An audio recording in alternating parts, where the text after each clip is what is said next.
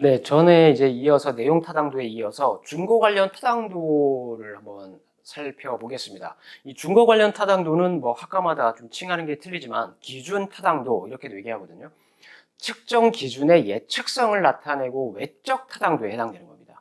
이 측정 도구의 결과가 외부적인 기준과 얼마나 일치하는가를 나타내는 겁니다. 즉, 측정 도구가 다른 이미 검증된 도구나 그 기준과 얼마나 일관성 있는 결과를 제공하는지 평가하는 겁니다.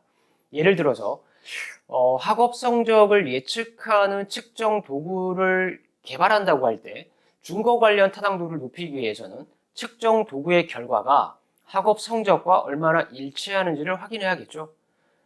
그래서 이 준거 관련 타당도에는요, 공인 타당도와 예측 타당도 이렇게 두 가지로 또 구분이 되거든요.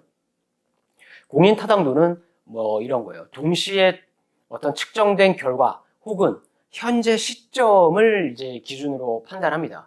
예를 들어서 동일한 시기에 뭐 학업 성적과 측정 도구의 결과를 수집해서 이 두 결과 간의 어떤 상관관계 이런 것을 확인하는 겁니다.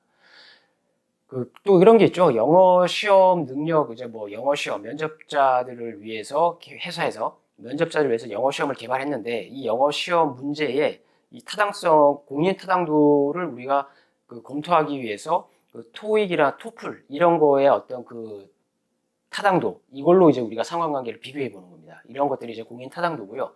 예측 타당도는 향후의 결과를 예측하는 능력을 측정하는 겁니다. 예를 들어서 입사 시험은 면접자들의 지적 능력을 평가하는 거고 기업은 면접자가 얼마만큼의 업무 능력을 발휘할지 예측하려고 하는 거죠. 즉, 입사 시험 성적이 높다면 입사 후에도 업무 능력이 높을 것으로 예상하니까 그 사람을, 성적이 높은 사람을 고용하게 되는 겁니다.